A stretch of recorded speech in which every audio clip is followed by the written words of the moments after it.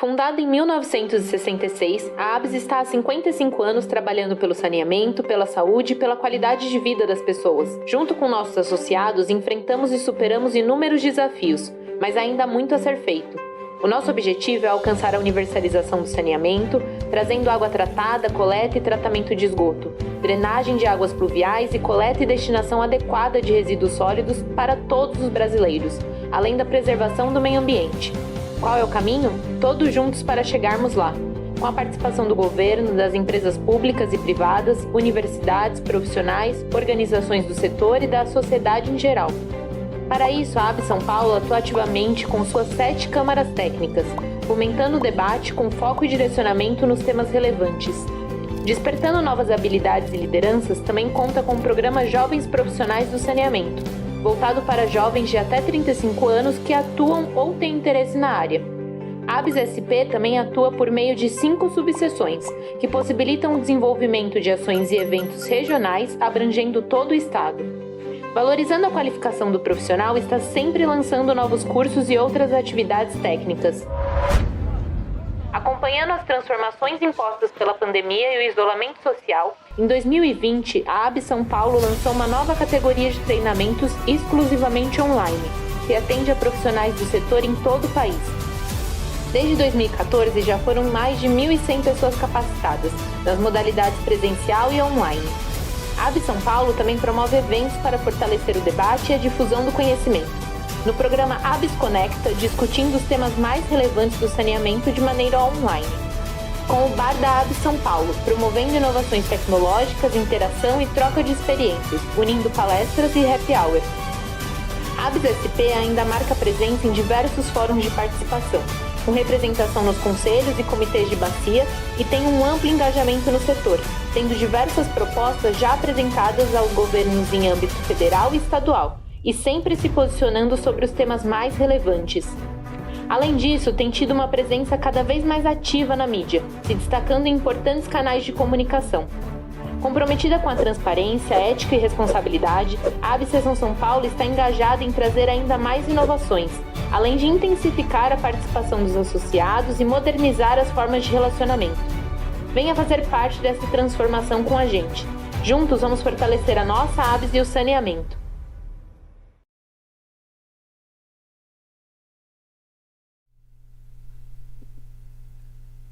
Olá, bom dia a todos e a todas presentes aqui no auditório e que estão nos vendo acompanhando online o nosso evento de hoje. Sou o Ricardo Crepaldi, coordenador da Câmara Técnica de Meio Ambiente e Mudanças Climáticas do Estado de São Paulo, pela ABS, e vice-presidente da seção Centro Paulista da ABS São Paulo. É um prazer receber a todos presencialmente e online e para esse encontro que nós vamos falar sobre poluição atmosférica com base no relançamento aqui na cidade de São Paulo do documentário Marcas do Chumbo, o caso do menino David. Documentário de Leandro Ferrari, inspirado no livro da escritora Diva Fernandes. Ambos estão aqui no nosso auditório. A Câmara de Meio Ambiente, ela apoia diversas iniciativas, né, em todo o estado de São Paulo, que visam estimular a reflexão sobre os impactos nas mudanças climáticas e nós estamos orgulhosos aqui em apoiar o evento, está sendo o anfitrião do evento aqui na data de hoje com essa discussão do filme que nós vamos fazer, vai levantar essa discussão e nós vamos conversar logo após a exibição.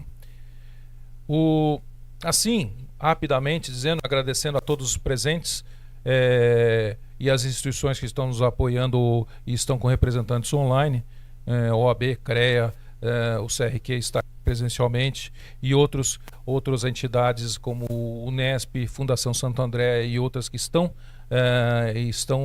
ou a chegar aqui no auditório e estão online, além da própria USP e Unesp, como já falei. Eu gostaria agora de rapidamente já passar para o nosso documentário. Nós já vamos ter algumas informações. Esse documentário ele vai ser transmitido ao vivo e eu queria colocar para vocês que estão online que esse é ao vivo realmente, por uma questão de regras. Esse documentário está sendo escrito em vários festivais e esse documentário não vai ficar gravado. Somente quem está presente aqui no auditório e os que estão online, ao vivo, vão ter o prazer de assistir esse documentário. Após isso, o vídeo online vai ser retirado e toda essa parte, inclusive da minha fala, do encerramento da mesa, de tudo, ele vai estar disponível, como sempre, dentro da plataforma, nos canais da ABS. Então, gostaria agora, rapidamente, nós mudamos um pouco a agenda, eu vou deixar para o final, depois do documentário, as palavras do Leandro e da Diva, mas vamos agora diretamente para assistir o documentário Marcas do Chumbo, o caso do menino David. Em seguida nós vamos sentar e depois fazer a mesa redonda. Obrigado. Fernandes, autora do livro, e antes de dar uma pequena palavra para eles, eu gostaria do esforço dos dois, salva de palmas.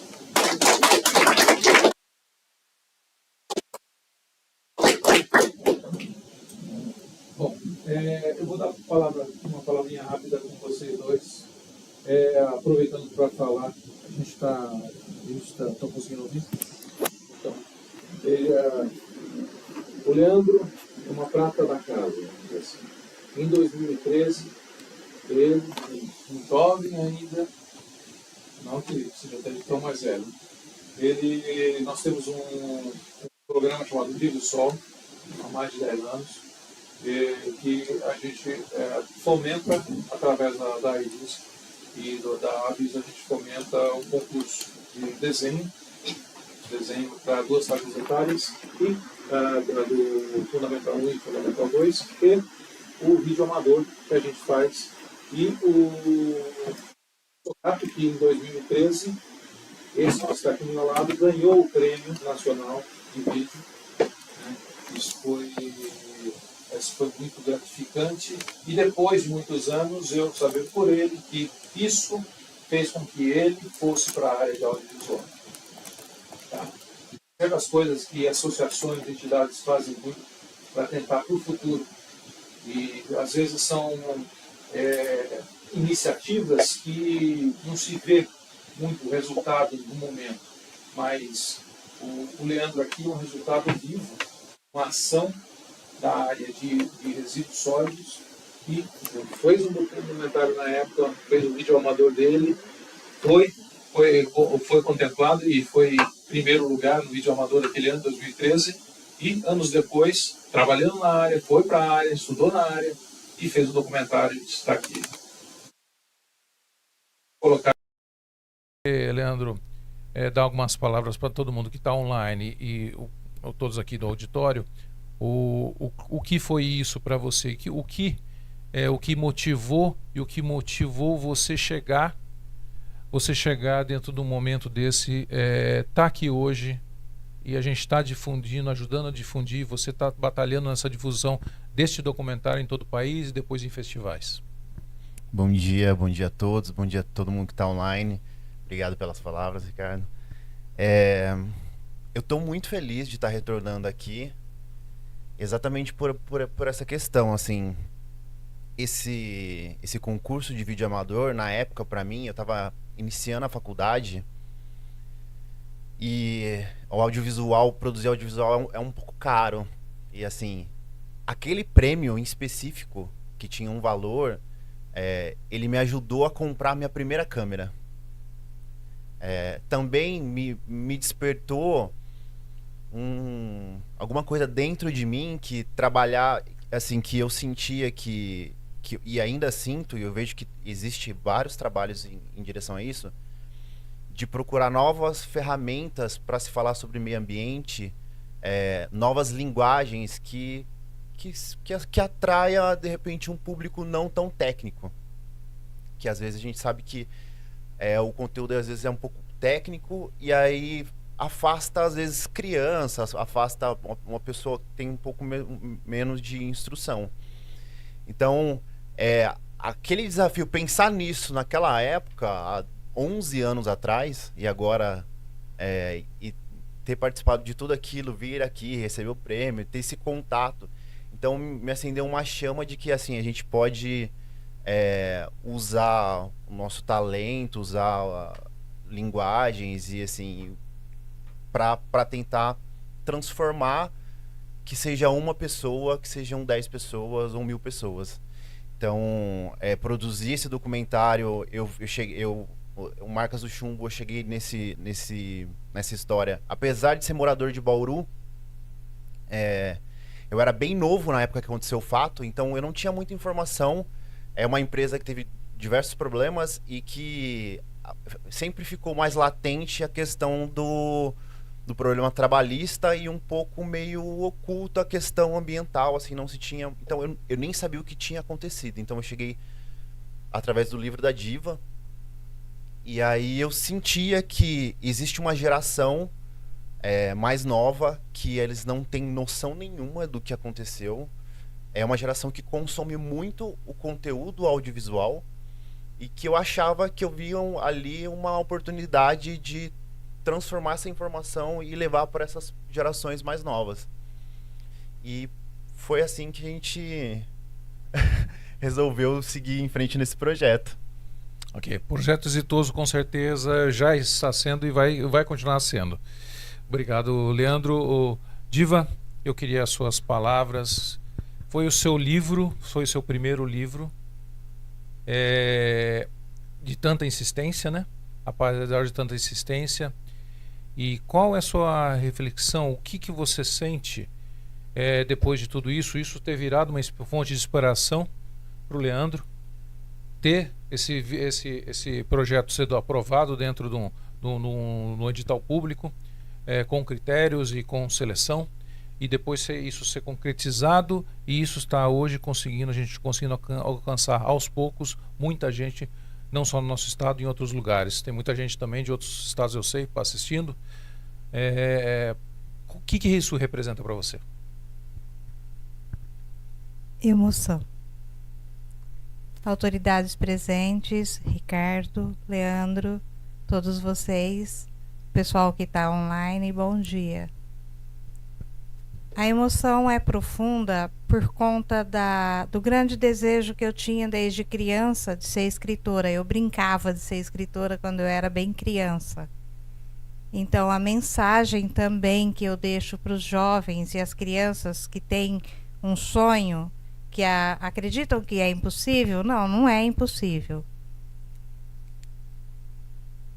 Tem uma frase no livro que eu escrevo, foi dito até no filme: a história do passado contada no presente preserva o futuro. O propósito do livro, Marcas do Chumbo, a história do menino David, além de atender o pedido da Lee, a mãe do David, o propósito fundamental e básico é gerar discussão sobre o que aconteceu, para que não aconteça mais. É muito grave, é um fato gravíssimo. O livro é a história do menino David, mas são quase 500 crianças, na época, naquela cidade, contaminadas e portadoras de sequelas graves. Essas crianças, alguns já perderam a vida, a maioria vivem, inclusive nós estamos recebendo contatos de pessoas de adultos que eram crianças na época e hoje, através do filme, vem falar conosco, com o Leandro e comigo, para falar que é um sobrevivente da sequela do chumbo. Então é muito grave o que aconteceu e não deve acontecer novamente. E o que nós podemos fazer para que isso não aconteça? O que nós estamos fazendo? Escrever o livro e publicar, o que era bastante difícil, aconteceu. Foi a parte mais fácil, é bonito. E agora? O que nós vamos fazer? Então eu agradeço de forma muito especial, Ricardo, o abraço seu a essa causa, o abraço seu, sobretudo, a divulgação, ao auxílio na divulgação do filme do Leandro. Muito obrigado, Leandro, também, que enxergou que o livro poderia se estender além do que daquelas palavras, porque o audiovisual, como ele já disse, o audiovisual alcança muito mais os jovens. Os jovens não são, a maioria não são muito chegados na leitura. Então o audiovisual é o complemento do livro. Eu estou assim muito grata, mas não é só grata, é preocupada também com a responsabilidade que isso gera. Existe uma responsabilidade muito grande nas palavras que estão no livro, existe uma responsabilidade muito grande na divulgação do filme. E agora, o que nós vamos fazer? Obrigado, Diva. Obrigado, Leandro. E nós vamos agora... Bom, nosso presidente, o Padre chegou aqui. Eu vou... Padre, você vai ficar com o fechamento depois, hein? O encerramento. Então, eu gostaria agora de... Muito obrigado, se vocês puderem se sentar novamente. Nós vamos agora fazer nossa mesa aqui de discussão. Nossa mesa de discussão. Então, eu gostaria de chamar aqui, deixa eu colocar o óculos, que não consigo ler.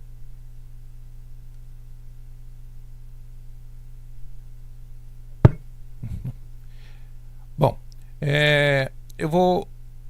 nós escolhemos e tivemos a grata alegria de ter presente aqui e aceitar nosso convite. São 3 pessoas que estão vindo aqui, eu vou formar a mesa com essas 3 pessoas aqui, que nós vamos discutir um pouco. O primeiro, é claro, o subsecretário de Meio Ambiente do Estado de São Paulo, da Secretaria do Meio Ambiente, Infraestrutura e Logística da CEMIL, o Jonatas Trindade. Jonatas, muito obrigado pela presença. Por favor, pode ficar à vontade. Okay.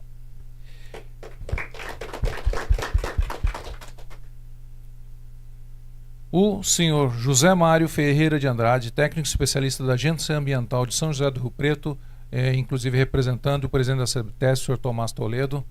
Muito obrigado pela presença, vindo diretamente de São José do Rio Preto.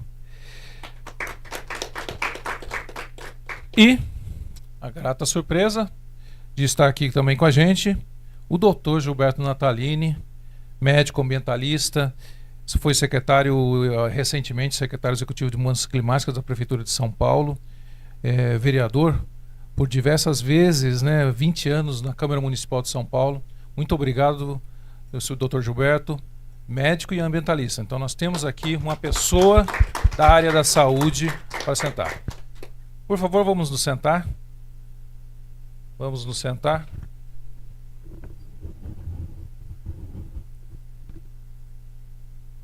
Tá ok?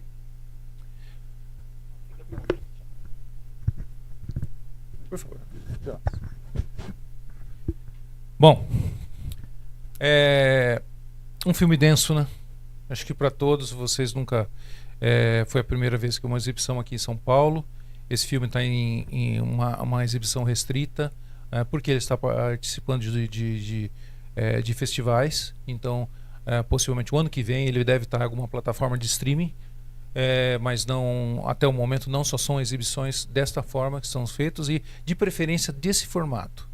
Que nós vamos conversar aqui com a participação também aqui do nosso público presente, o pessoal que estiver online também, refletindo um pouco sobre isso. E gostaria de começar essa discussão com o senhor subsecretário Jonas Trindade, de Meio Ambiente do Estado de São Paulo. Cargos públicos assim, a gente assume o bônus e o ônus. O senhor está hoje no Estado de São Paulo, está como secretário de Estado, isso tudo veio do Estado de São Paulo, e veio, claro que tudo isso de uma forma há 20 anos atrás. E ao mesmo tempo, hoje o problema ainda existe.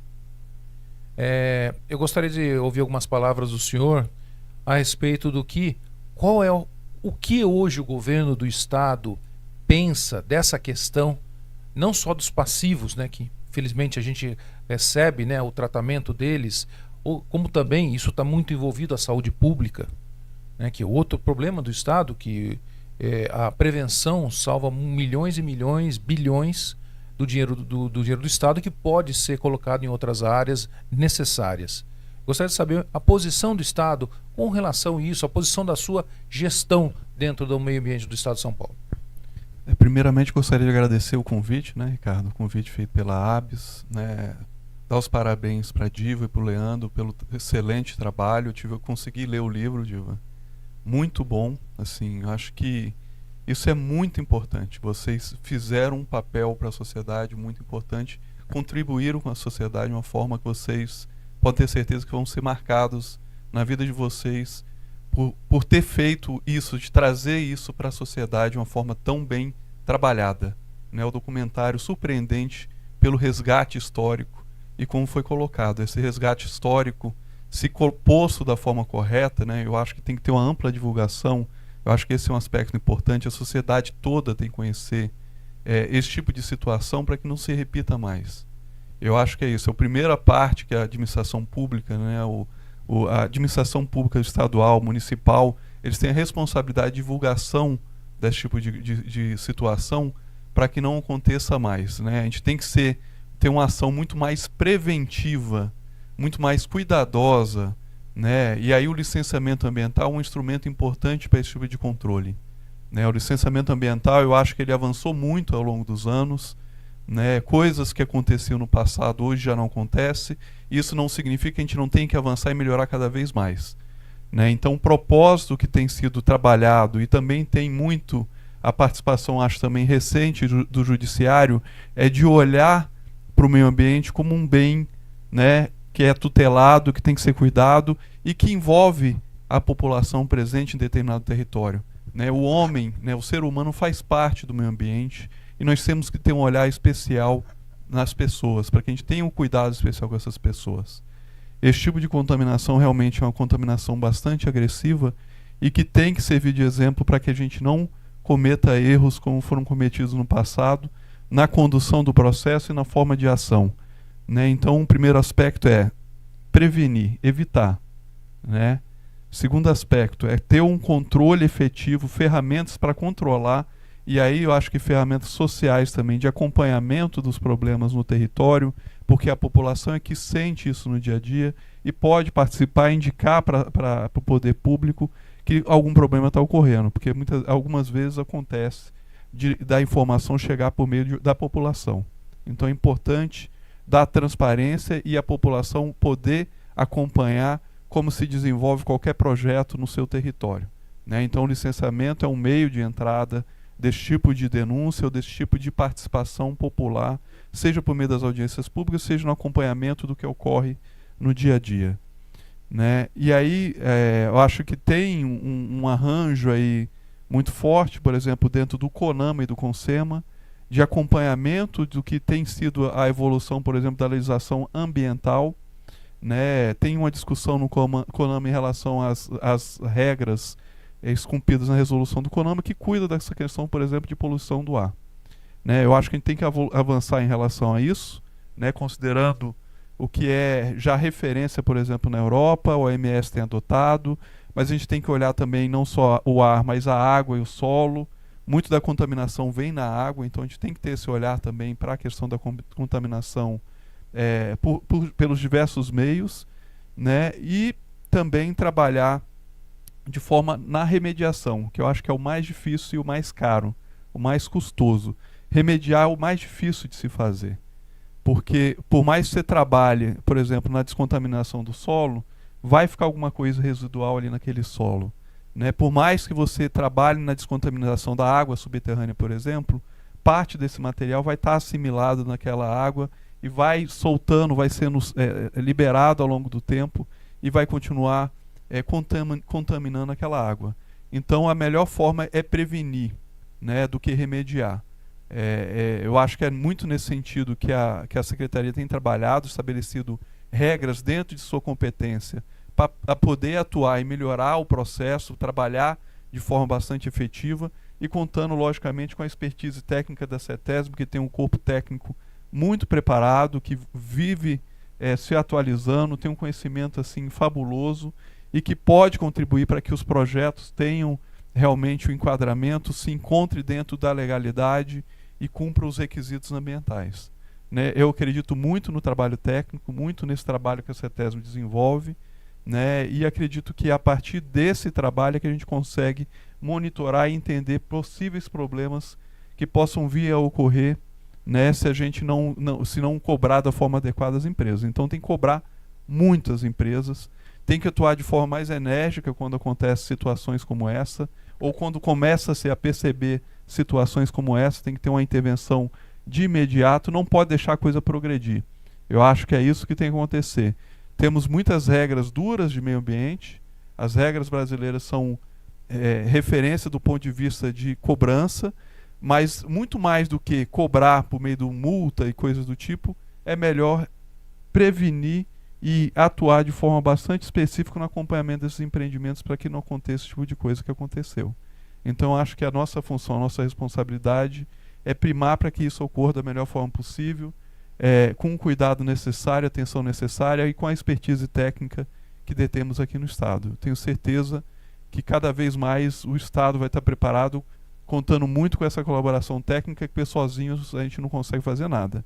E contar, sim, com a participação social de uma forma muito efetiva da academia, né, para trazer essa ciência, trazer o conhecimento de ponta, para que a gente tenha processos melhores e empreendimentos que operem de forma regular. Acho que basicamente era isso que eu gostaria de colocar. Obrigado, subsecretário Trindade. Eu gostaria de agora falar com o professor Natalini, doutor Natalini. Doutor Natalini, o senhor, além de ambientalista, o senhor é médico. E nós temos aqui um caso de poluição atmosférica que claramente deixou sequelas. Deixou sequelas através de um ponto, um ponto da discussão de hoje, do filme de hoje, que é o chumbo, mas existem outros. O senhor é um médico atuante, um político atuante dentro da cidade de São Paulo, uma das maiores cidades do mundo, onde o problema de poluição atmosférica começou a ter uma discussão mais forte há muitos anos. O senhor, dentro da Câmara, colocou algumas leis sobre esse assunto.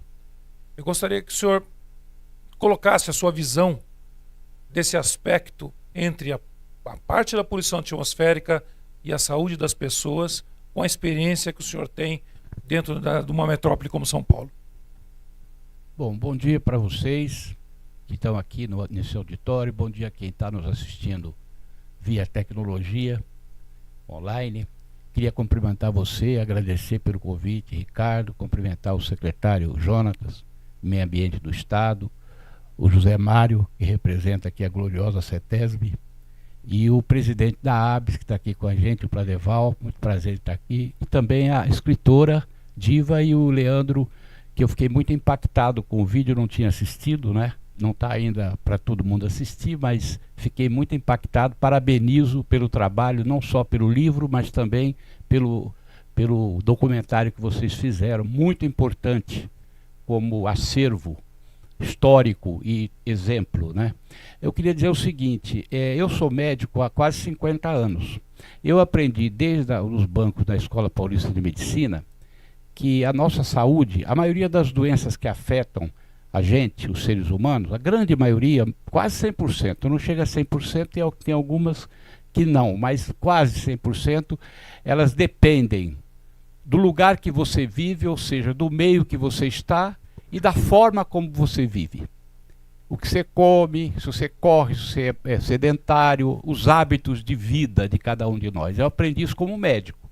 Então eu tenho esse olhar sobre os meus pacientes, são muitos nessas décadas, sempre procurando relacionar e procurando agir, tanto na questão ambiental como nos hábitos de vida. Isso, para mim, tem dado certo, eu acho que é o caminho correto. Dessa forma eu fui para a Câmara, e na Câmara eu levei também essa concepção, né? Eu trabalhei com saúde pública na Câmara Municipal de São Paulo e com a questão ambiental acoplada à questão da saúde pública, e assim foi meus 20 anos naquela Câmara. Eu participei de várias investigações de CPI sobre as questões ambientais da cidade de São Paulo. Este exemplo que está aqui do chumbo em Bauru, que é um exemplo extremamente dramático, não é? Porque deixou sequelas profundas com pessoas que sofreram com isso. São Paulo, a cidade de São Paulo, a gente tem vários exemplos. Nós, nas nossas CPIs, nós vimos o caso da Shell, o DRIM, a contaminação do DRIM da Shell na Vila Carioca, uma coisa... Nós conseguimos tirar o depósito de DRIM da Shell dali depois de muita guerra. O processo tinha 11 mil páginas. E a gente descobriu, com investigação epidemiológica, que o dobro do número de câncer naquela população da Vila Carioca em relação à média dos tumores cancerígenos na cidade de São Paulo por conta da influência do DRIM, inclusive no lençol freático e tal. Vários outros casos, como a Gillette lá no Jurubatuba, a Ciba-Geig na esquina da Vicente Hall com a Avenida Santo Amaro, nós fomos vendo assim, né? Isso tudo foi coisa de um passado que veio, onde a questão ambiental era desprezada, como foi desprezada aqui no exemplo que foi dado aqui hoje, né? Hoje é diferente. Por quê? Porque despertou-se nos governos e também na sociedade uma coisa assim, ó, não pode fazer isso aí porque isso aí vai matar a gente. Hoje é mais difícil uma empresa ou um processo produtivo fazer isso, mas ainda existe e ainda faz nos nossos olhos.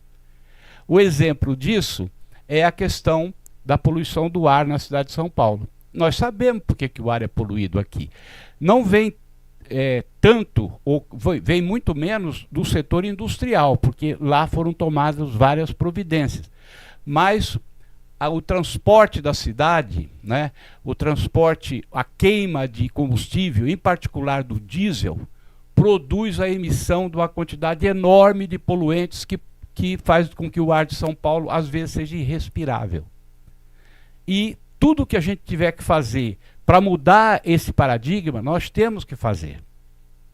O professor Paulo Saldiva provou com estudos científicos que nos dias de alta poluição da cidade de São Paulo, quando o ar está péssimo, dobra o número de casos de infarto miocárdio nos hospitais públicos de São Paulo. Dobra. E os números de morte também. Devido, segundo ele, relacionados com a gente respirar o ar poluído. E também ele escreveu e diz e prova e fala toda hora, e não foi desmentido, que morrem por ano cerca de 6 mil pessoas na cidade de São Paulo diretamente relacionadas à poluição do ar. E isso nós não estamos levando em conta broncopneumonias, doenças alérgicas respiratórias, bronquiolite, todo aquele mar de pessoas que se envolve quando o ar está ruim, mas morrem diretamente relacionadas ou por câncer de pulmão ou por questões cardiovasculares. Então, quer dizer, a poluição do ar é muito nociva para a gente. Ela tira, em média, de cada um de nós que mora nessa cidade, 5 anos de vida. Ela tira. Então, você me pediu para vir aqui para dar esse exemplo, eu estou contando para vocês, fundamentalmente por conta da frota de diesel. Não só, também a frota que queima gasolina, embora diminuísse bastante por causa da mistura com álcool, mas ainda também polui. As motos, por exemplo, 1,5 milhão de motos na cidade são altamente poluentes. As motos, 1,5 milhão de motos. Mas a frota diesel, em particular os ônibus, porque cada ônibus ele roda o equivalente a muitos carros a diesel que ficam às vezes na garagem. Então, os ônibus rodam para lá e para cá o dia inteiro praticamente, emitindo. Foi aí que nós fizemos a lei. Eu fiz a primeira lei, primeiro projeto de lei, 260 de 2004. Eu não consegui aprovar, votei em primeira, não consegui aprovar porque ia para o veto. Eu ia jogar o projeto na guilhotina. Falei, não vou jogar, vou carregando aqui e tal.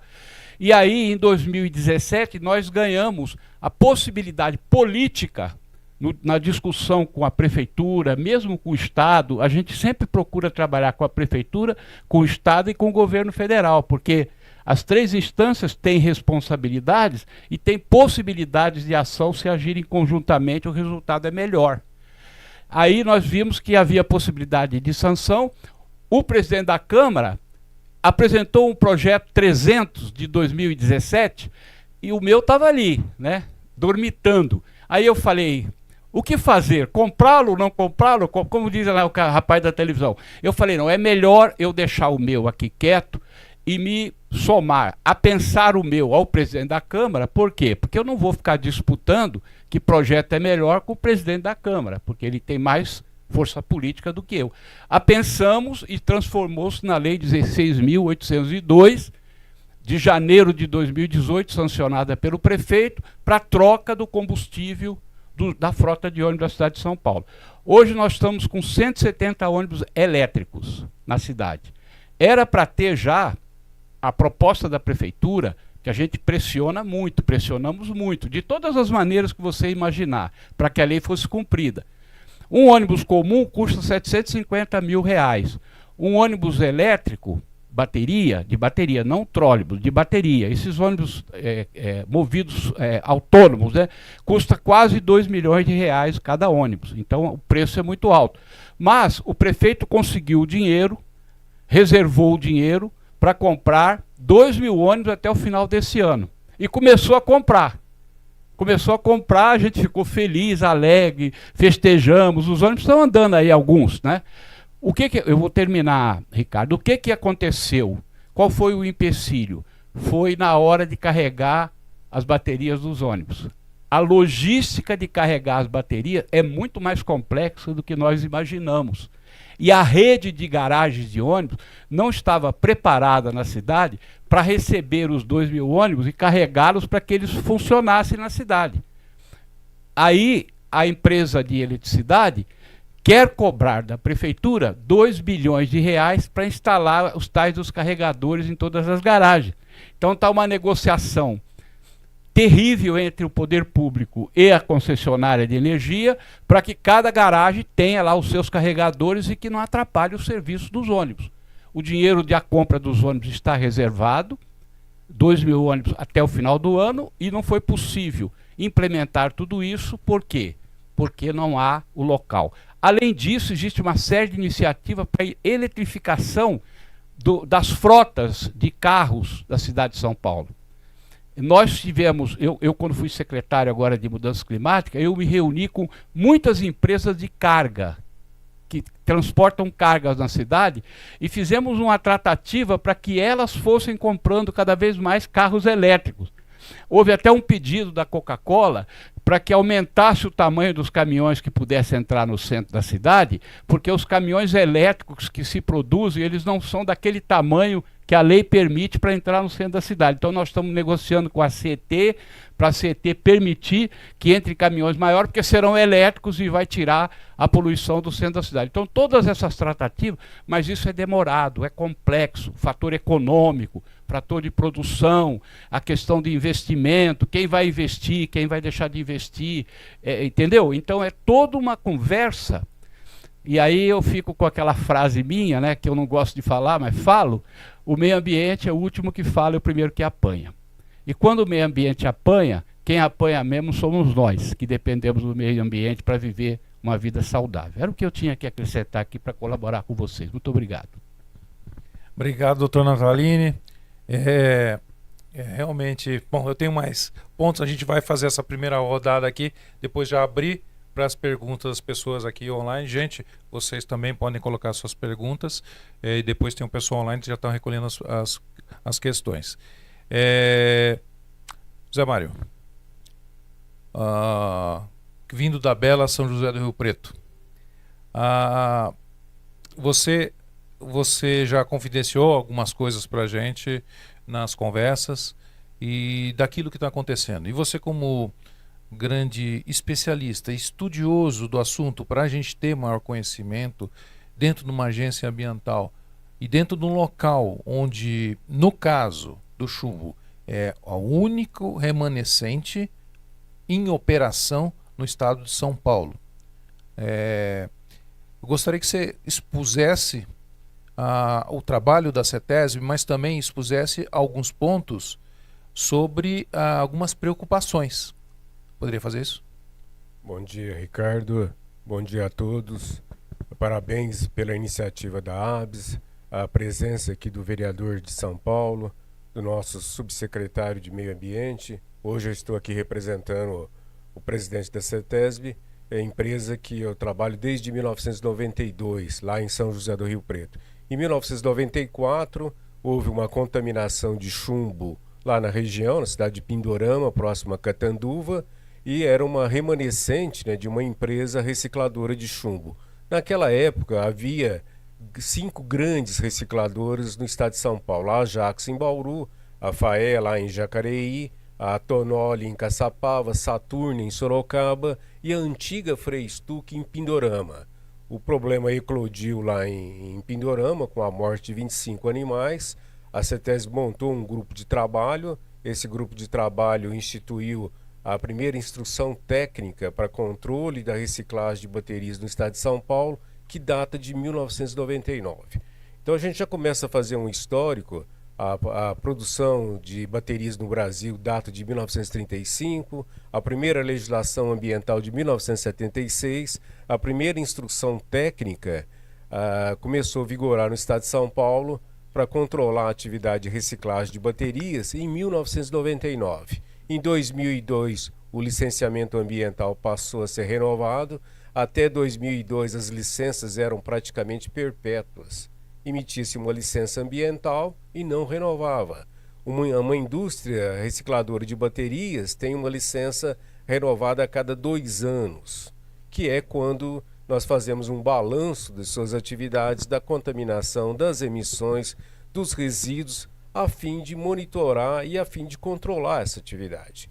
Lá em Pindorama, a antiga empresa conseguiu um acordo com o Ministério Público do Ministério Público, fizemos 23 exigências, a empresa se adequou. Hoje essa empresa tem seus resíduos controlados, essa empresa recupera 5.000 baterias por dia, aproximadamente 30.000 toneladas de lingotes são fabricados. O Brasil não produz mais chumbo, não existe minério e todos nós somos consumidores de baterias. O Brasil tem uma frota de 46 milhões de veículos, praticamente o estado de São Paulo 60%, o maior polo de produção de baterias está aqui em Sorocaba, Bauru, e a gente precisa gerenciar esses resíduos. Nessa empresa lá de Pindorama são gerados 10.000 toneladas de escórias por mês. Os filtros retêm 800 toneladas de material particulado que iriam para a atmosfera, material particulado que é 70% à base de chumbo, metal tóxico, perigoso, extremamente perigoso. E o trabalho nosso lá, fiscalizar todo mês a gente está lá, eu desde 1999 estou lá, controlar esses resíduos. Para quê? Se essa empresa nossa lá de Pindorama, ela por uma questão econômica falir, hoje ela tem 200 funcionários, mas que nós não tenhamos resíduos e que não tenhamos os problemas que ocorreram lá principalmente na Ajax em Bauru. O local lá é completamente isolado, lençol freático a mais de 15 metros de profundidade, não existe habitações no entorno, não existe animais, não existe horta, não existe nenhum meio de que as poeiras sedimentáveis de chumbo possam entrar na cadeia alimentar, possam causar problema com leite, problema com ovos, problema com crianças. Lembrando também que a nossa parte é ambiental. A parte do controle da saúde ocupacional é do Ministério do Trabalho, não compete à CETESB aferir a questão do trabalhador. Mesmo ainda com relação ao trabalhador, a União Europeia agora emitiu uma nova diretriz, vai ser válida a partir do ano que vem, reduziu de 60 microgramas por 100 ml a contaminação de sangue para apenas 15 microgramas. Então vai ser uma mudança drástica. Isso aí está mostrando que os especialistas entendem que o chumbo é mais perigoso do que se imaginava, quando você reduz o nível de exposição ocupacional. E isso vai exigir maiores controles, maiores investimentos, né? E nós aqui vemos lá a empresa lá de Pindorama, do ponto de vista de gerenciamento de resíduos, ela é estratégica. O estado de São Paulo, nós temos mais de 20 milhões de veículos. A cada 2 anos e meio nós precisamos comprar novas baterias de chumbo, não somente os veículos, mas também as motos, as embarcações, os sistemas no brakes, uma infinidade ainda de equipamentos, as empilhadeiras utilizam baterias chumbo-aço. E nós precisamos reciclar não somente o chumbo, mas o plástico e também o ácido sulfúrico que estão presentes nas baterias. E esse trabalho é feito lá em Pindorama. Hoje, possivelmente, nós temos um aterro licenciado lá, um aterro com camada de 30 centímetros de concreto, impermeabilizado, 10 mil toneladas ano de resíduos perigosos, completamente selados, sem nenhum risco para gerações futuras. As imagens que a gente viu aqui de Bauru, com resíduos a céu aberto, problema com poeiras, problema com as chaminés, isso é impensável hoje. A tecnologia evoluiu, nós temos fornos de alta eficiência, sistemas de exaustão de alta eficiência, filtragens também de alta eficiência, mas dada a natureza tóxica do chumbo, não existe sistema 100%. Lá nós trabalhamos com uma estimativa de 80 quilos, 70 quilos de pó de chumbo. Ele vai se dispersar na atmosfera, ele vai progressivamente atingir o solo, a vegetação, e os monitoramentos são feitos para que essa situação fique controlável e, principalmente, não prejudique a saúde pública. É lamentável, deplorável que as crianças possam ser prejudicadas por um problema de contaminação de chumbo que traz sequelas para o resto da vida, tal qual aqui a Diva, o Ferrari documentaram a situação vivida lá em Bauru, que do ponto de vista humano é completamente lastimável, mas pelo lado técnico, pelo lado histórico, muito importante, porque registra um passado que de maneira alguma pode ocorrer. Mais ou menos semelhantes, quando ocorrem os acidentes aéreos, o CENIPA vai lá, investiga, documenta e busca a causa do que aconteceu de errado. A situação vivida em Bauru é impensável do ponto de vista ambiental, do ponto de vista de licenciamento, de fiscalização que nós fazemos lá na região de Rio Preto. Eu quero aproveitar a tua fala e estou colocando aqui na tela algumas fotos que você me mandou, Zé Mário, que ressaltam, gostaria que você explicasse principalmente essas duas fotos aqui de baixo que mostram uma residência. Você poderia exemplificar para a gente? Então, nós recebemos lá uma denúncia, né, de uma fábrica clandestina de chumbadas de pesca. Não é uma fonte, do ponto de vista de potencial, tão perigosa quanto a questão de uma recicladora de baterias que trabalha com fornos de 90 toneladas, 50 toneladas, com emissões altíssimas. Porém, chamou a atenção, né, a pessoa fabricando chumbadas dentro de uma cozinha. E completamente impensável isso aí. Havia já ali nesse ambiente, né, isso é um pequeno fogareiro. O chumbo, né, ele tem uma característica de você fundir a 200 graus, 270 graus, você consegue fundir. E ele tem um aspecto muito bonito, né, a chumbada é brilhante. E o material particulado não tem nenhuma reação, ele não causa irritação, é uma contaminação silenciosa. E a pessoa se aventurando, fundindo chumbo dentro de uma cozinha, já havia uns 3 quilos de material particulado, uma criança que estivesse aí poderia estar contaminada. Isso nos chamou a atenção também, que isso pode estar ocorrendo com uma frequência muito grande. O chumbo tem um valor muito alto, provavelmente em torno de uns R$20 o quilo. As pessoas podem estar aventurando pegar contrapesos, aqueles contrapesos de alinhamento de pneus, que a gente deixa lá na concessionária, derreter em casa e fazer disso aí um mercado, principalmente para pesca. E esse tipo de coisa, basta simplesmente esse equipamento, um fogareiro, e a contaminação vai se perpetuar e com consequências terríveis, principalmente para as crianças. Houve um fato lá, vocês devem ter visto aí, o incêndio da Notre Dame lá em Paris. Né? Eu vou colocar o vídeo aqui, eu acho que talvez fica mais fácil para você explicar. Perfeito. Vinícius, você pode pôr o vídeo? Paris deu início aos trabalhos de descontaminação na praça em frente à Catedral de Notre-Dame, uma das zonas contaminadas com chumbo depois do incêndio de 15 de abril. O pináculo da catedral era feito de madeira de carvalho e coberto de chumbo. No incêndio arderam centenas de toneladas deste chumbo, presentes também no telhado.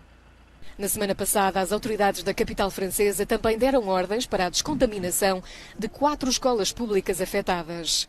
Os trabalhos de remoção do chumbo dentro da própria catedral devem ser retomados na próxima semana com medidas de segurança mais apertadas.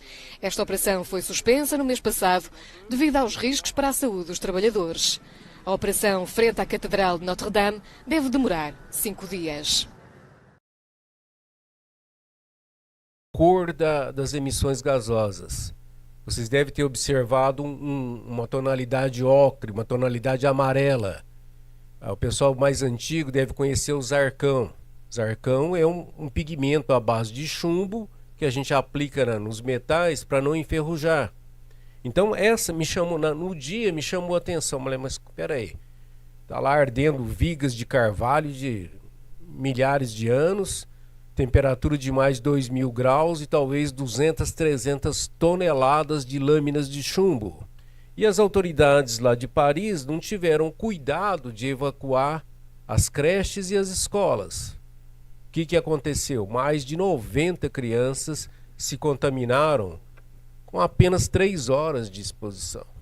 E aí chama atenção a periculosidade que é o particulado de chumbo. 3 horas de exposição e normalmente uma criança ela fica numa sala de aula fechada, talvez um pátio, mas foi suficiente para contaminar 90 crianças.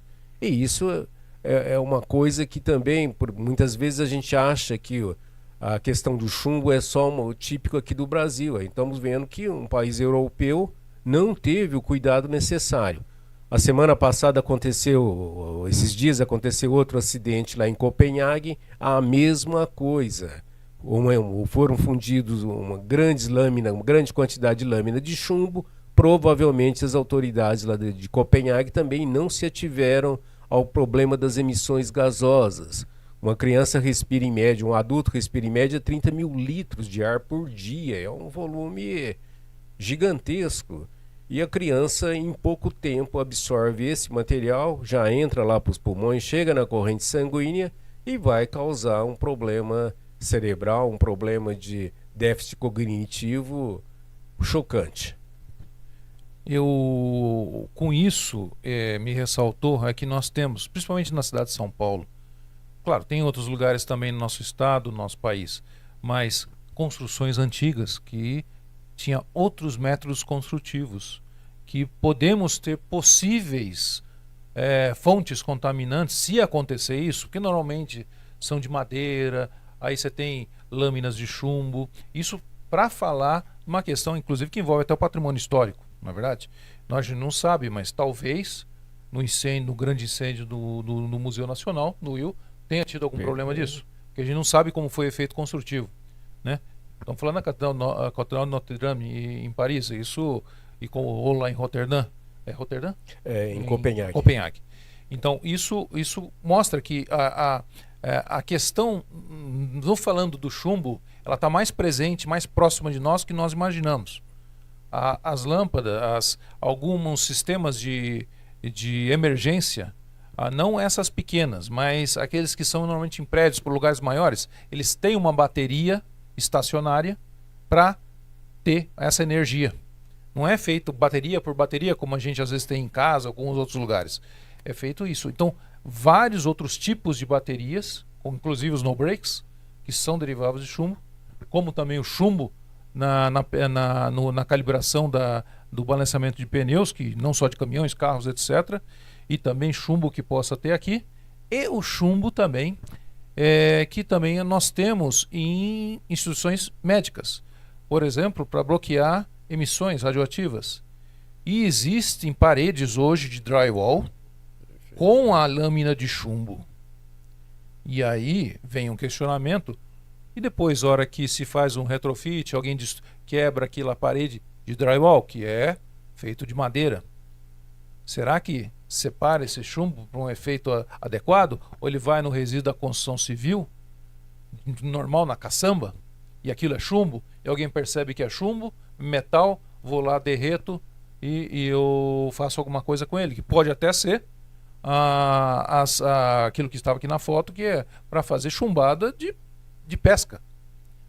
Que aí eu gostaria até que você falasse sobre a iniciativa lá em São José do Rio Preto, sobre esse caso das chumbadas de pesca ilegais, né, que não são feitas em indústrias, o trabalho que vocês estão discutindo junto com a Polícia Militar Ambiental do Estado de São Paulo, para tentar procurar essas fontes e, claro que tem que educar de uma forma punitiva, mas tem que educar que isso não pode ser feito.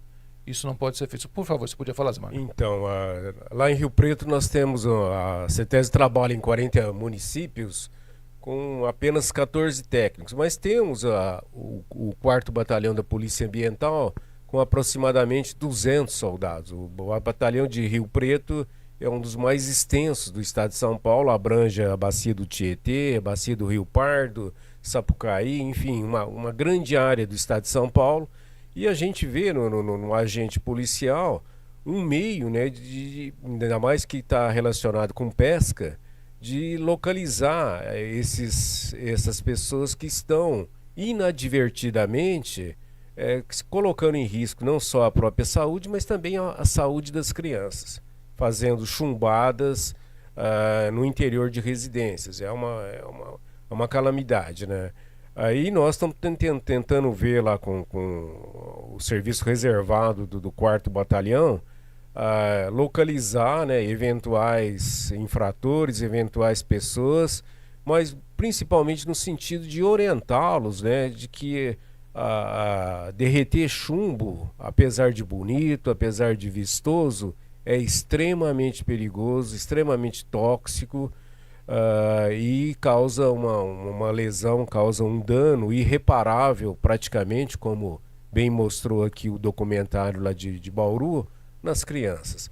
Então a gente precisa agora ver essa atividade precisa de licenciamento ambiental, porém, para eu montar uma empresa que vai derreter chumbo, eu preciso de um exaustor e de um filtro que deve custar 50, 100 mil reais. Quer dizer, o empresário, o desempregado não vai investir 50 mil reais, além das máscaras, além dos sistemas de controle, exaustão lá do ambiente e controle, né, da pumblemia, que é o teor de chumbo no sangue. Ele não vai investir nisso. Então, vamos ver se a gente chama a atenção com essa iniciativa que a ABS teve aqui de divulgar da periculosidade do chumbo. Tanto que, na medida que também a União Europeia está reduzindo os limites de contaminação humana, possivelmente a indústria automobilística já vai estar exigindo dos fabricantes de baterias essa adaptação, quer dizer, com mais controle. Uma coisa que me chamou a atenção do documentário lá de Bauru, a questão das poeiras. Na indústria hoje tem um sistema simples, que é uma umectação. Todas as vezes que a gente vai lá na indústria tem que estar funcionando a umectação. Umectar é aspergir água. Eu já evito a ressuspensão das poeiras. Se essa providência técnica tivesse sido tomada lá em Bauru, se as vias de circulação interna tivessem sido aspergidas, possivelmente essas poeiras não se ressuspenderiam. O chumbo tem um peso específico muito alto, né? Mas eu preciso, passou um veículo, aquilo ressuspende. E a forma de contaminação é pelos pulmões, é pela via aérea. Possivelmente as crianças lá de Bauru se contaminaram pela poeira que se instalou lá nas residências. E se eu tivesse esse controle ambiental, que basicamente é umectar, além do controle dos filtros, eu preciso ter a umectação. Obrigado, Zé Mário. Acho que isso é importante. A gente tem o chumbo na nossa vida. Ele não vai sair da nossa vida, pelo menos tão cedo, tecnologicamente falando. Então a gente tem que ter essa preocupação. Tem outras vertentes para discutir aqui, porém a prioridade são as perguntas. Gente, vocês têm algumas perguntas aqui?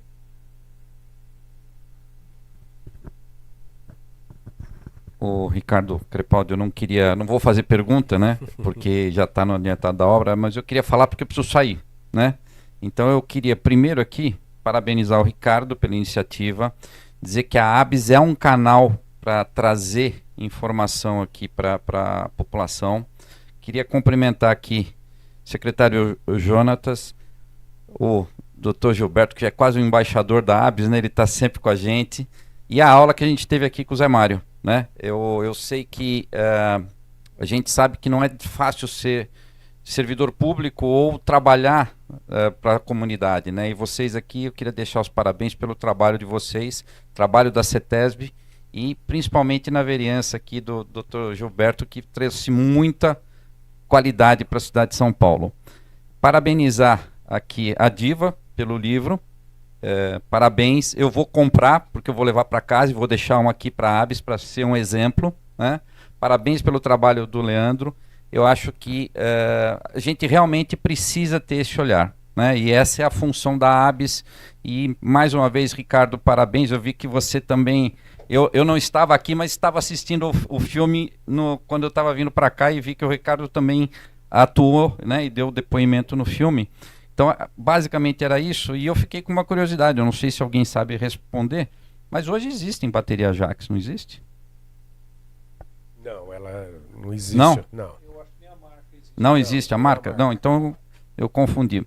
Mas, mais uma vez, parabéns, e eu não quero atrapalhar, eu tenho outra reunião, nós estamos criando um evento agora em Franca, e eu tenho uma reunião 11h45. Gente, mais uma vez, muito obrigado. Ricardo, parabéns. Obrigado, Pladeval. Obrigado, presidente. Eu também tinha que estar nessa reunião, porque também vou estar lá em Franca. Mas só um detalhe antes de passar o microfone. Existe uma questão, isso nada aqui, no caso, tanto do Leandro quanto da Diva, foi feito por causa de dinheiro. Inclusive, o livro dela, pagando os custos, o dinheiro é para a família do David. Por quê? Esse é o outro ponto de peso social nosso. Como governos municipais, ou estaduais, ou federais, não existiu suporte depois para o pós. Se esqueceu, se deixou para lá. Então os medicamentos, tudo isso custa. E às vezes as pessoas não têm condições de entrar na justiça contra o Estado, a União, ou o município para pegar o medicamento. Nem sempre tem. Ou são muito humildes. Então o livro é uma forma também de a gente reverter com a bondade da Diva, de reverter a própria história para conseguir ajudar alguma coisa dentro das carências do David, no caso. Tá? Então, só para a gente concluir. Bom dia, parabéns para o subsecretário, o pessoal da CETESB, o doutor aqui, que eu já sou fã. Muito tempo combatendo o Ricardo pela iniciativa, o Leandro. Meu nome é Luciano, sou professor da FGV. Também fui engenheiro do setor automobilístico por muitos anos, 10 anos do setor automobilístico. E na Europa nós temos uma iniciativa chamada End of Life Vehicles. Então, ela trata do fim da vida do veículo. E ela traz uma responsabilidade para a montadora, que é um meio econômico muito forte, para também contribuir com isso. O que eu gostaria de lembrar a todos é que nós temos aí uma onda muito pior, que são os carros elétricos. E eles usam lítio, usam cádmio. E eu lembro que quando engenheiro de uma montadora, eu participei do End of Life Vehicle, porque era uma montadora japonesa com muita preocupação com o meio ambiente. E os equipamentos para descobrir alguns metais pesados eram caríssimos. Então acho que vem um alerta aí para o trabalho de vocês, que com essa questão dos veículos elétricos, a dificuldade de reciclar, de descobrir o metal pesado que está ali é muito maior. E se não colocar uma responsabilidade nos meios econômicos grandes e poderosos para que participem do final da vida desse produto, vai ficar solto. Vamos ter muitas recicladoras com trabalho não profissionalizado e temos um risco até maior, porque são mais metais pesados e com maior complexidade aí para poder estar selecionando. Então, parabéns pelo trabalho de vocês. Eu queria ouvir um pouco de vocês, da opinião desse tópico aí, como é que está sendo tratado. Quer começar, Mário? Ou quer Trindade, por favor? Eu acho que precisa de uma regulamentação específica, né? Apesar de nós já termos uma lei nacional da logística reversa, que tem que ter esse olhar, né? E as empresas de se responsabilizarem por fazerem esse retorno para que haja realmente uma reciclagem, um reaproveitamento e uma destinação adequada desse material. Então, assim, temos leis, agora a gente tem que ver como operacionaliza essa lei, como coloca na prática essa lei. Né? Tem uma necessidade de ter esse olhar de regulamentação, né? Buscando as melhores práticas. Né? Para alguns setores já tem essa pegada. Né? A questão de baterias é um exemplo de retorno, lâmpadas, mas tem que ampliar para esses setores, né? Com esse olhar de futuro. Eu acho que é importante e eu acho que trazer isso à luz é bastante relevante. Obrigado aí pela contribuição. E tem um caminho aí a ser perseguido. Já tem uma lógica do trabalho, mas eu acho que tem que ser aprimorado, sim. Cabe uma regulamentação especial federal, tá? Mas não que os estados e os municípios não possam atuar. Mas tem também uma questão de olhar, porque você pode comprar um carro e levar para outro estado. Então tem que ter esse olhar nacional também em cima dessa política. Mas é uma política também que pode ser internalizada nos estados para trazer regras mais claras e objetivas. E eu vou me inteirar como é que está sendo trabalhado isso para poder internalizar dentro dos processos que são de responsabilidade do Estado de São Paulo. Uhum.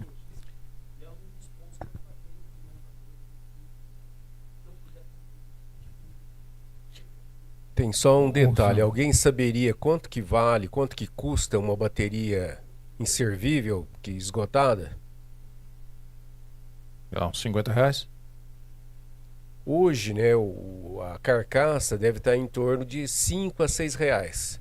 Uma bateria pesa em média 10 quilos. A cadeia conseguiu colocar esse preço e na medida que coloca esse preço, acaba todo o sistema funcionando. Nós compramos o veículo, já está lá no meu manual os cuidados que eu tenho que ter e devolver essa bateria a um agente autorizado. Esse agente autorizado vai repassar para a indústria, que por sua vez, no estado de São Paulo, vai repassar lá para a unidade de Pindorama para reciclar. Agora, e com relação às baterias dos celulares, quanto que custa? Tem valor? Então tem já um problema. E naquilo que não tem valor, vai para o lixo. Aí é que esse é um aí dos problemas. vai para o lixo com uma boa visão, um aterro, que também já não é correto, mas vai com um aterro. Agora um outro detalhe também, a questão do lítio, né? Não há ainda tecnologia industrial no mundo para reciclar as baterias, e são baterias de 800 quilos no veículo. Outro problema que está aparecendo, o desgaste dos pneus. Mais poluição do ar por particulado, mais microplásticos nos rios, porque o veículo é extremamente pesado. Então a gente diz o seguinte, o avanço tecnológico é degrau por degrau, não é assalto. Mesmo no caso nosso aqui do chumbo, a instrução técnica da CETESB é de 1999, nós estamos em 25, e agora eu tenho uma empresa apta para reciclar 23% das baterias geradas aqui no mercado paulista. Então o avanço tecnológico é degrau por degrau e demanda muito tempo, diferente das baterias chumbo-aço que estão há mais de 100 anos.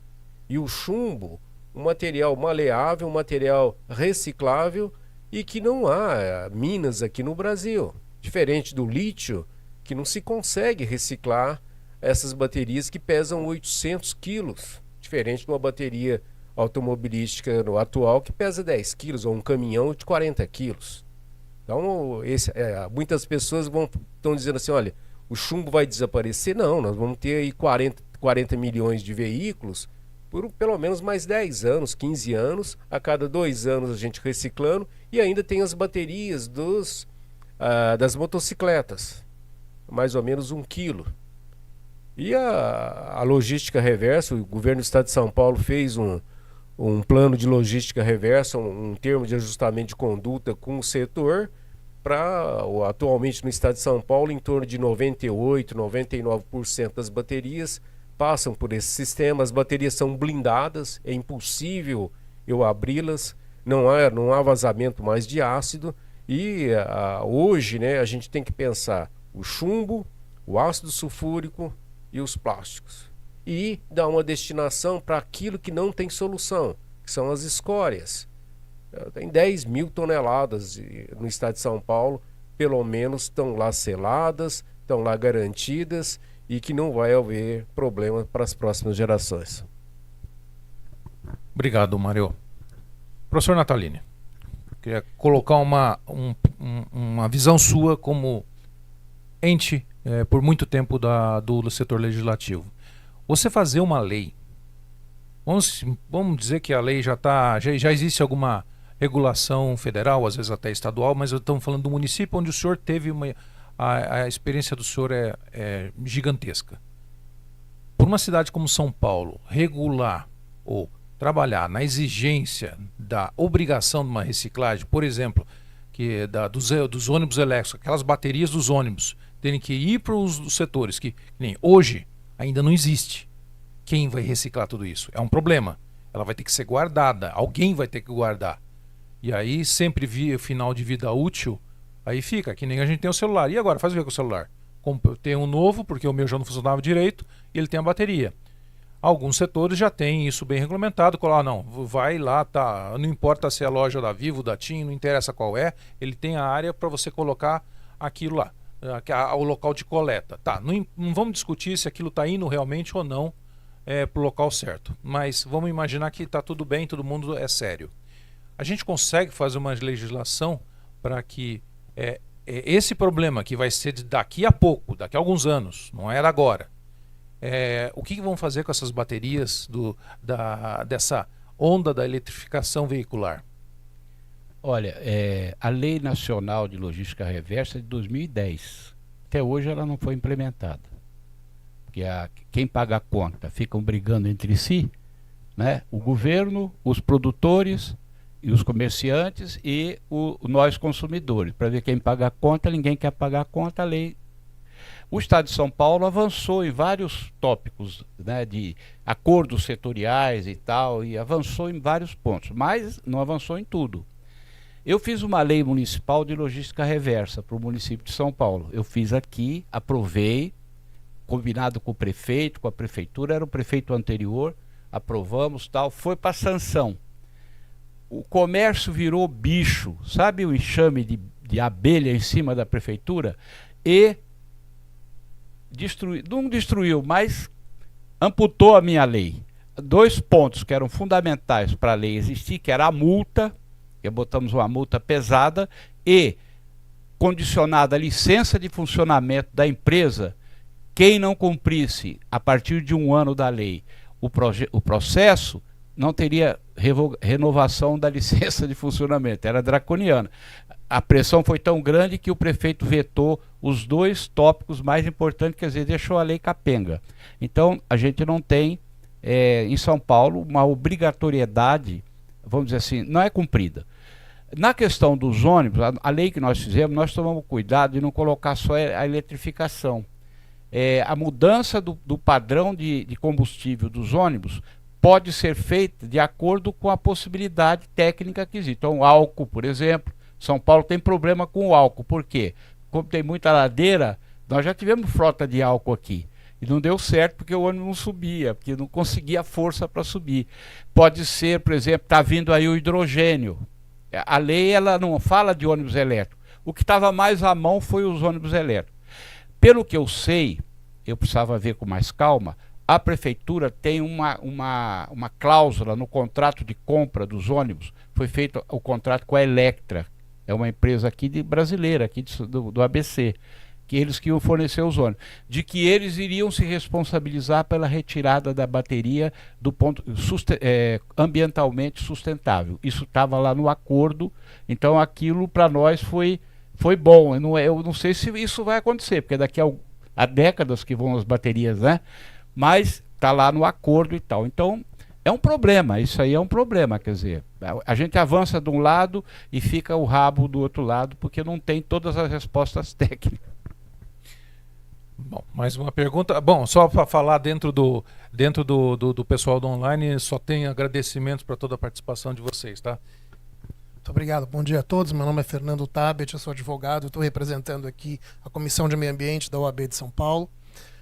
Parabenizo pela iniciativa. Muito boa essa comissão aí, eu conheço, viu? Muito obrigado.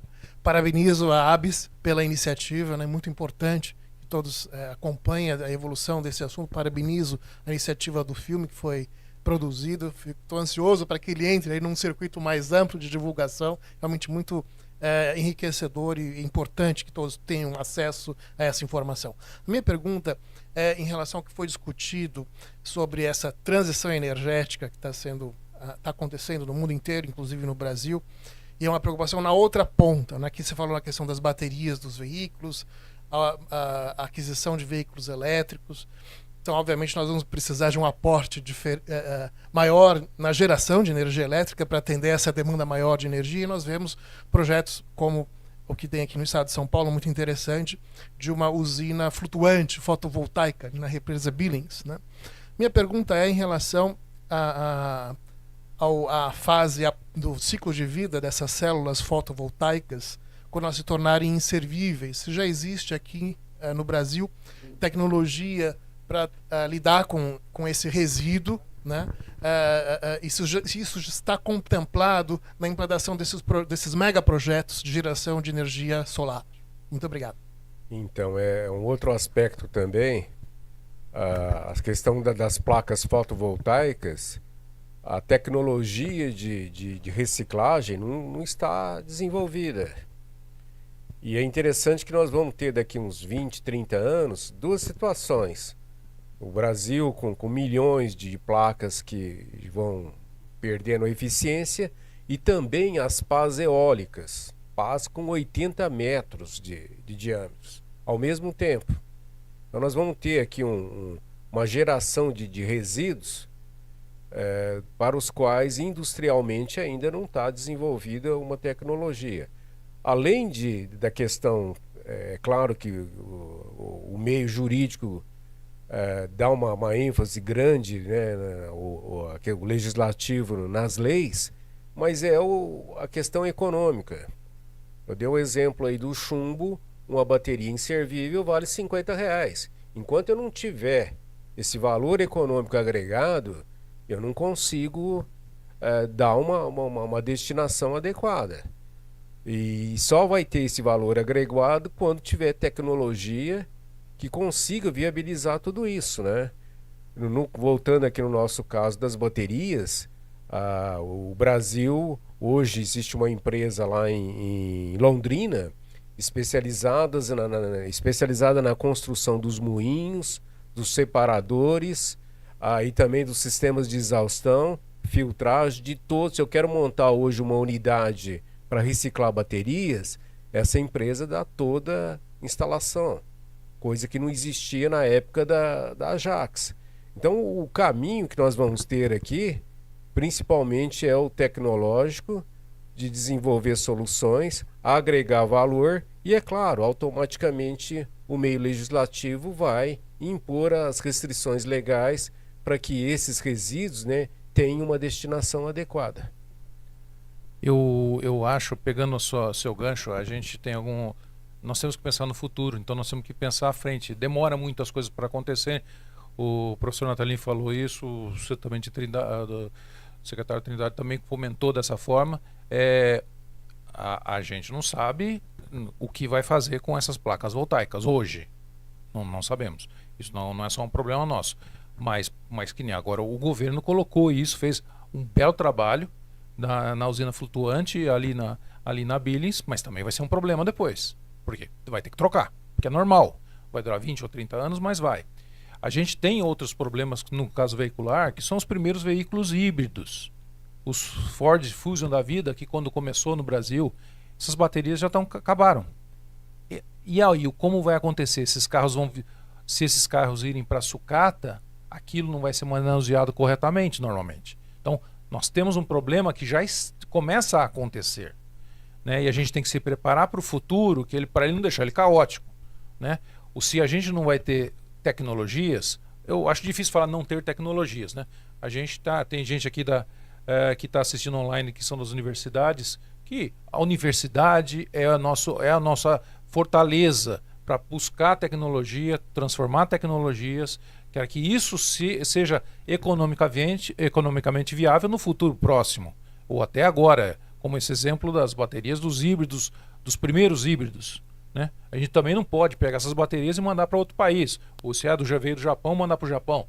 Tem proibições legais internacionais, um monte de coisa nisso, ou seja, tá aqui, vamos ter que resolver o problema, né? E como Estado, a gente vai ter, como Estado tem o seu dever de tentar, não só o fomento, é claro, tem agência de fomento para isso, mas também a regulação do Estado, com a ajuda dos poderes legislativos aplicáveis, né? Para poder que não aconteça nenhum problema, a ideia é nenhum problema similar ou parecido com Bauru, com relação a esse tipo dessa mudança energética, né? Então, tem muita coisa que está acontecendo, só que ainda não estão se preocupando como fazer com tudo isso.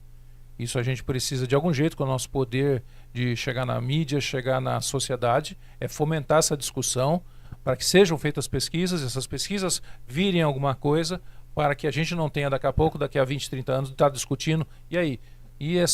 O que faz com essas placas fotovoltaicas? O que faz com esse vidro está contaminado ou não? O que se faz com essas baterias dos carros, principalmente os híbridos que estão começando, ou daqui a pouco os próprios elétricos que vão estar com fim de vida útil? Então, essa discussão, infelizmente, não pode ser feita daqui a 10, 15 anos. Né? Acho que todos nós aqui podemos concordar com isso. A gente tem que achar meios e achar... claro que o primeiro meio que eu sei é a pesquisa das universidades. Esse é o primeiro meio.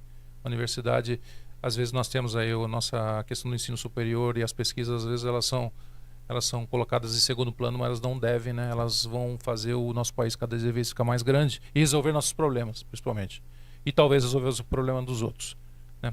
Gente, pelo adiantado da hora, eu tenho que começar a fazer o encerramento do evento. Eu agradeço novamente a presença de vocês três aqui, do José Mário, pela CETESB, representando o presidente da CETESB, o Tomás, subsecretário Trindade, muito obrigado por estar aqui com a gente. Espero que a gente possa fazer outras discussões, não só aqui, como no Consema, né? Acho que todos os outros conselheiros, aqueles que não estão assistindo agora vão assistir, mas todos os outros conselheiros, para que a gente tenha uma discussão de várias opiniões e a gente consiga chegar em caminhos sustentáveis. Professor, Dr. Nandalini, muito obrigado pela sua visão e pela sua participação e seus sábios comentários dentro aqui desse ação desse tópico. Muito obrigado. Bom, gente, eu vou fazer um encerramento aqui para os que estão online. O Vinícius vai me matar porque eu fico andando, né? Mas por isso que tem um púlpito aqui.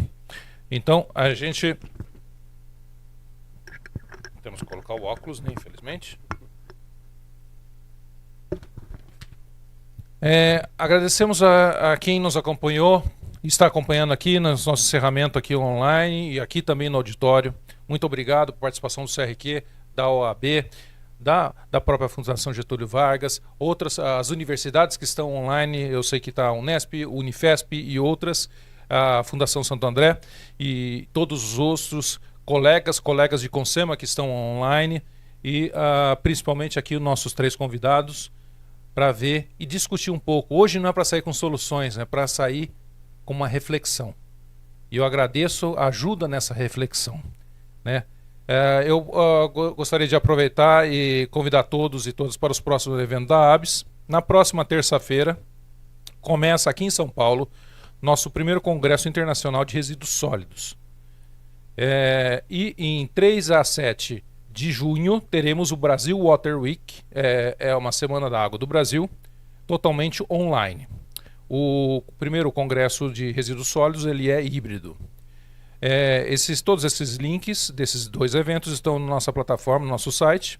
Fora isso, nós temos um evento agora no dia 15 em Franca, discutindo a parte da questão das águas subterrâneas. Então vão ter pessoal do CEPAS, da USP, vamos ter o pessoal regional que vai estar falando sobre isso. É um evento regional, presencial, 100% presencial lá em Franca, está no nosso site e gostaria de deixar o convite a todos. Vamos ter a participação de Ribeirão Preto, do próprio município de Franca e especialistas também de do Comitê de Bacia. Por último, junte-se à ABS, venha fortalecer o setor do saneamento ambiental. Se você quiser se tornar um associado da ABS, acesse o nosso site, clique no link que será direcionado e informado através do nosso chat também. Tenham todos um ótimo dia e um ótimo final de semana. Muito obrigado a todos.